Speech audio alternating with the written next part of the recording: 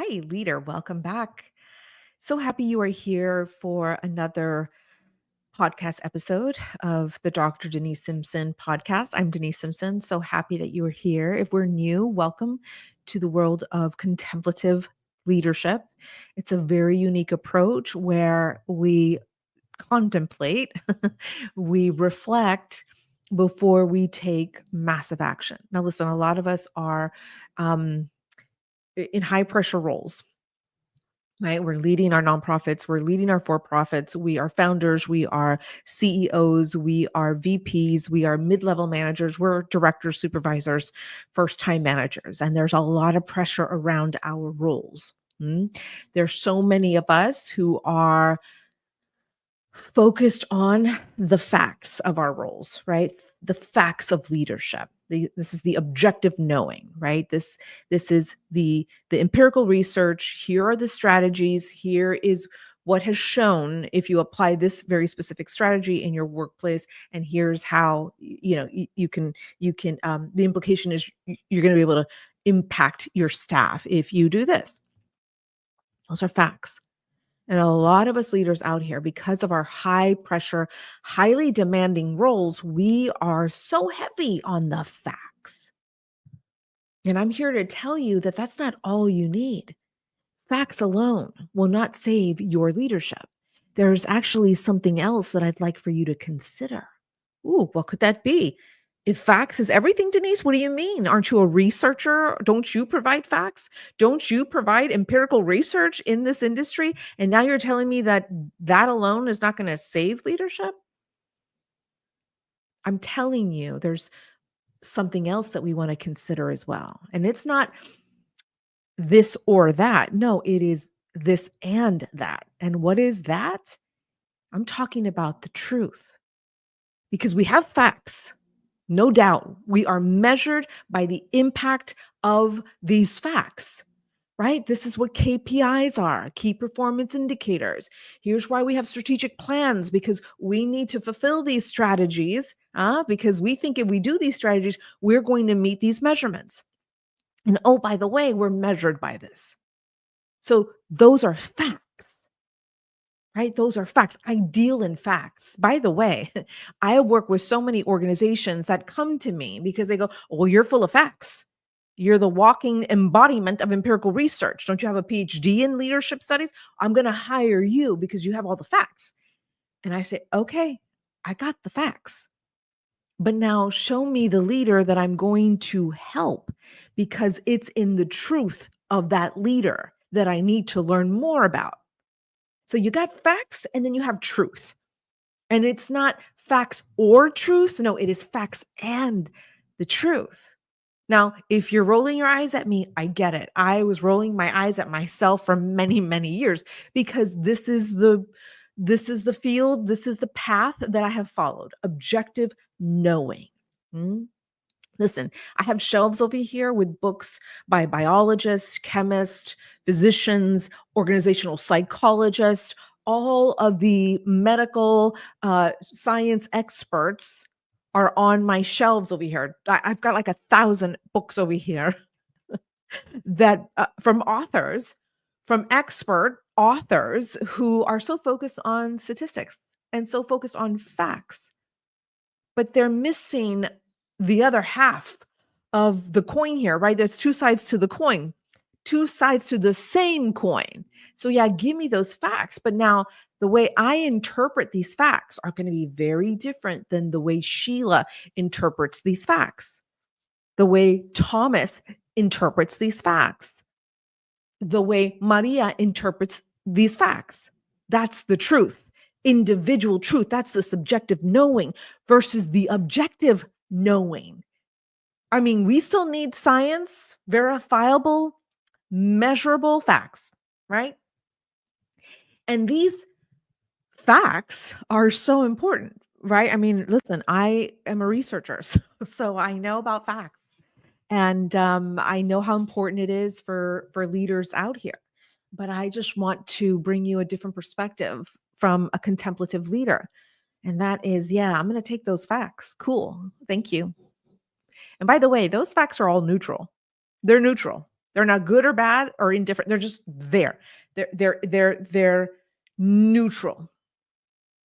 And then you've got how I interpret these facts. So then it makes it subjective. So I take something that's objective, but because my truth is so important, because no one's lived in my shoes, no one has the same values as I do. And if we do share the same values, best believe I'm not thinking of them like you are. I have different belief systems. I have different limiting belief systems. I have so much bias around certain groups here because that's just what I've been programmed. Right. So like you're different. Your vessel is different. So your truth is going to be so different than my truth, but the facts are the facts and they're neutral. But you're not. I'm not. I am subjective. That's what makes me the leader. Oh, I'm not a robot. I'm not AI. Oh, how exciting that I actually get to think for myself. So I get to take these facts and I get to interpret them and I get to make them mean something that's very personal for me. That's the beauty of contemplation. That's the really the crux of what we do as contemplative leaders. It's like, hold on, I'm not going to just take this at face value. And cool, these are facts, surface. That's the surface, and they're neutral. Cool.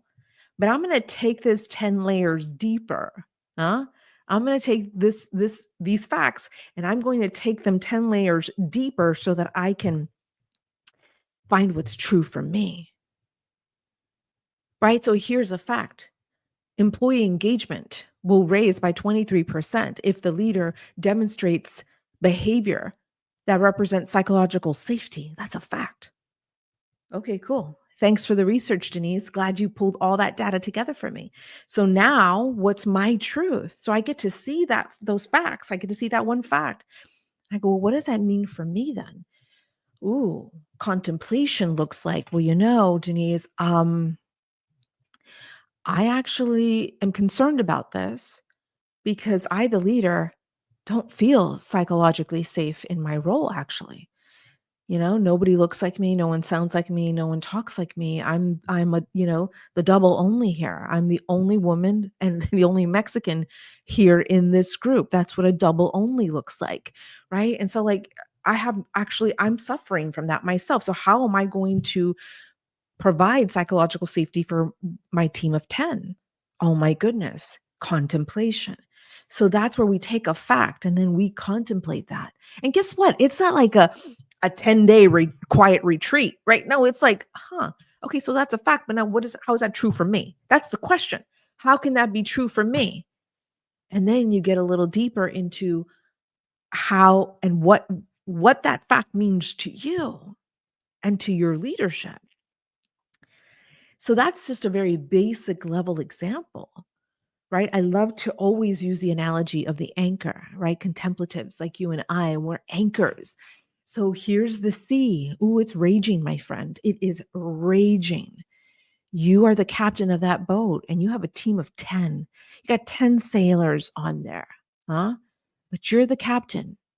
And the sea, that's beyond your control. Those are elements, variables beyond your control. The C could look like organizational culture, right? Board of directors may be, putting in policies that go against what your personal beliefs are, right? That's the C. That's the context that you're in. That's the environment that you're leading in. There are things that are beyond your control. 99.9% of them are, really 100% are beyond your control. You have no control of anything outside of your brain and your body. So the C can also look like the current administration, right? Social, economical, right? Everything that's happening out in our country, in the world even, right? Those are the C's. They're raging. They're violent C's right now. Sometimes it's peaceful, sometimes it's quiet, and sometimes don't even think about it. Like you just need to navigate. That's what we leaders do. We navigate in these seas of uncontrollable circumstances. This is what we do every single day. We are navigating the boat so that we don't drown our people and then we don't go into a cliff and crash us into a cliff, right? Like that's what we do as contemplative leaders. We're navigating the seas. But that's an important distinction, right? Contemplatives know I'm in a sea that's beyond my control. But my responsibilities, my sacred responsibility is to navigate this boat and the people and to keep the people on this boat safe during these very turbulent, uncertain times. But here's what we do. We take it a step further. Like, okay, we're on this boat. hmm? We're navigating what has been given to us. We're navigating this climate. And there are measurements that I have to consider, right? We are measured by our successes and our failures. And yeah, I mean, there's, people leaving the boat, people, turning in their resignation. I'm firing some people, right? These are facts, right? There's some people that shouldn't be here. Some of us are, making our deadlines, meeting our KPIs, while I have some others on the boat that aren't doing that. So these are the facts. They're indisputable. They're facts. But then the contemplative goes, okay, so I'm navigating in this raging sea that's beyond my control. And I'm in the boat. And here are the facts that are in this boat. Okay. What we get to do as contemplatives. Here comes that anchor analogy, my friend. Oh my goodness. I don't know about you, but when I envision, when I reflect on that raging sea on the surface that's beyond my control, but I'm in the boat with my people and we are experiencing these circumstances and I'm navigating this all with the help of my people, of course. But here's what we've produced. Here's what we haven't produced. Here are the facts. Here's what's happening on the boat. But the contemplative goes, well, hold on. Let me take this one step further. Okay, so here are the facts in this very specific climate. Now I am going to take these facts and what we're experiencing here on these raging seas, and I'm going to go down below to the seabed. I'm going to drop down below all the way to the ocean floor because I need time to reflect. Now, for those of you who are saying, are you kidding, Denise? Or fires I have to put out? Oh my gosh, I'm leading with my hair on fire and there's no time to reflect. But my friend, you can't afford not to do this because down below, when we get to quiet our mind, when we get to sit in stillness because we're the anchor, we're embedded, we're now at the bottom of the ocean floor, my friend, we are rock steady. We're rock steady. Never mind those raging seas that we have no control over. Never mind those statistics, those facts, that objective knowing that's in the boat. No, I'm going to drop down below because down below is where I get to find myself again because I have forgotten who I am. Here's the truth. I don't know who I am anymore because I am so ruled by the pressure of this job and these statistics. And I don't know any other way but to rule with statistics. But here's the other way, leader, is to drop into this subjective knowing. It's a calling. It's a reminder of why you entered the pipeline of leadership to begin with. This ain't kumbaya, by the way. We don't do that around here. We're very big action takers, we contemplatives, but we add another element to leadership. And the element is contemplation. It could look like stillness. It could look like taking a moment to close your office door and say, okay, thank you for these facts. I appreciate it, team. I'm still navigating the ship, of course, with your help. But here are the circumstances that we're facing, and we're navigating this together. And here's what we created. Here are the results, indisputable facts. Okay. But now I need a quick moment. A quick moment. I'm going to take a quick coffee break, my friends. I'm going to take a quick coffee break and I'll be right back. Yes, your employees are your friends, by the way. Okay. I mean, we're not going out for drinks or anything, but they're in the boat with you, trying not to, run into a cliff. And they're trying not to drown either. And so you best look at them as something more than, more than an employee. No, they're humans with divine assignments in them. So how about we befriend these employees instead of treating them like lifeless, soulless people? that would make them AI, and they're not. So the contemplative says, I need to take a moment. Give me just a moment. By the way, my team knows when I say I'm going to sleep on it. Doesn't mean I'm going to, like, after the meeting, go take a nap and sleep on it. No. I'm like, I need 24 hours because what you're telling me right now is a little disturbing. I'm not happy with these facts. And by the way, I'm an emotional leader. Yep. Guess what? So are you. Yeah. We all are. So if you think you're not, neuroscience says otherwise. We are leading with our emotions first. And then a quick millisecond after that is logic. So just know that emotion will always lead your decisions as a leader. Can't dispute that. Those are the facts. So for me, it looks like taking a beat, taking a moment and go, okay, this is what we're navigating through. Thank you, team. And here are the results we created, and I'm not happy with them. And I'm human, so I'm feeling some things right now. And I just, I'm gonna sleep on this. And my team knows right away. Okay. The contemplation in action. Here is contemplation in action. She practices what she preaches. She is taking a moment to drop down below the ocean, right? Forget these surface level raging seas. I'm going to drop down below where it is still, where I can hear myself think, where I can put those stats, the facts aside. And then I can remember I'm a human leading and that I was divinely called to do this role. And so now I'm going to take this very seriously because it is my sacred responsibility to take a moment to consider what to do next. That's all I'm asking us to do, is to take facts and the leader's truth. What is your truth about these facts? And where we get to practice contemplation is by removing ourselves from the boat and dropping down below intentionally, down below, down to the bottom of the ocean floor where it is peaceful, where it is quiet, where those raging seas have nothing to do with what's down below.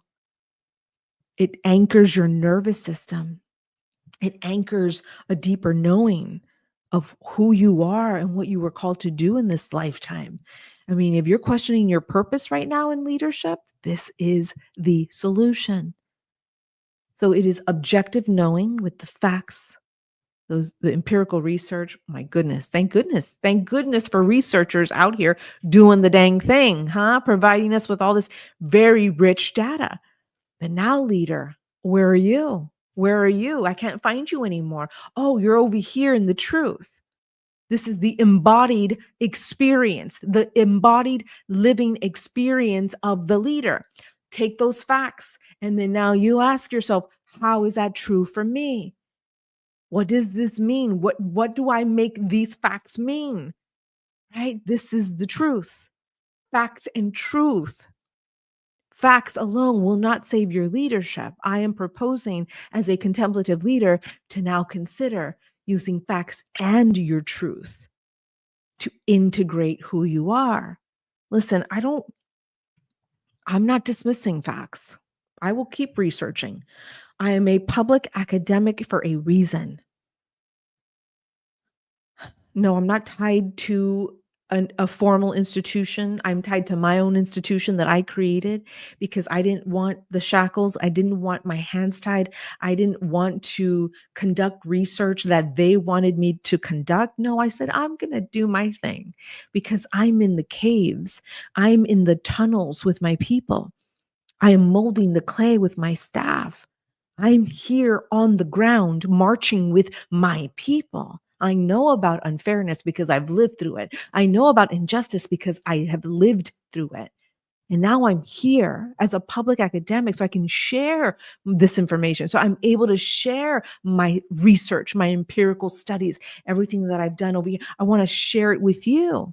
So when organizations call me up and say, can we hire you? Because you obviously know all this empirical research. But then I have to go, okay, you're hiring me for the surface level leading, the leadership that looks like facts. It looks like empirical research. It looks like objective knowing. Okay. But do you realize that there's a whole other part to leadership that is so important. It's not just the facts. Show me who I'm going to help with these facts, because that's more important for me. Anyone can pick up a peer-reviewed journal. Anyone can pick up crap on the internet, and we can all pick up all the science and all the stats. I've contributed to that body of work. You can do that. But what's more important for me, as someone who's been in this field for almost 30 years, listen, my friends, I have been doing this a long time. And I would sell to corporate buyers with this idea of empirical research and all the body of research I have for you. Look, you should hire me, because if you do, we implement these facts, and here's the impact. Here are the results that I can guarantee you. Oh, boy, was I wrong. Boy, was I wrong. It wasn't until I started to work with CEO and founders. It wasn't until I started to really intimately become very familiar with these individuals' biases, their values, their judgment systems, their limiting beliefs. It wasn't until I got to know them on an individual level that I realized, oh, these facts mean nothing to them. Whoa. So because I'm getting paid for these results, yikes, how do I get them to take these facts and make it mean something for them individually? Because leadership is not blanket leadership. We cannot keep doing that to ourselves. No, this is why facts and truth, the leader's truth, the individual truth, is going to be important in implementing these facts. See how important these two elements are? So, contemplatives are very interested in both these aspects. Do not neglect the statistics, do not neglect the facts, the empirical research. It's important, very important. You take that information, and then you individual, you who's not like me, and I am not like you. And you are not like her or them or they or he. You're not like anyone else. So those facts are going to mean something different to you, more than likely. Listen, you're one of one. You're a category of one, my friend. You're not like your peers. You're not like anybody else on the planet, period. Right? So of course you're not going to think like me, and I'm not going to think like you. But here's one way you can take facts, and then you can make it your own, and you can make it mean like something important. You can put meaning to it and then go and implement it. But do not miss out on the contemplation part. That's where we start investigating what is true for us. That's the subjective knowing versus the objective knowing. Objective is the evidence-based, empirically researched information that we need as leaders. That's the objective knowing. The subjective knowing, it's the embodied life experience of who you are. Talk about authentic leadership. Ooh, somebody missed that. Bill George, where are you, author of Authentic Leadership? That's what he's talking about. That's that leadership style. Authentic leadership is a leadership style that Bill George has done such an incredible job on with empirical research and the body of work that he's created around this leadership style. Well, guess what? We contemplatives, because we don't lead like anybody else. That's just naturally, it's a natural way of leading for us in our most authentic selves, because we take those facts and we make it mean something to us individually. That is authentic leadership. Wow. Listen, I love this approach because we take all these leadership styles that these incredible, authors and researchers have done. I mean, listen, that's what I've studied, the historical record of leadership. That's my thing. And now we take all those incredible studies and all those incredible strategies and all those incredible styles, and we just move it forward into a contemplative way of leading. That's all I'm doing, is just asking you to take the body of work, the facts, the empirical research, and then make it mean something for you.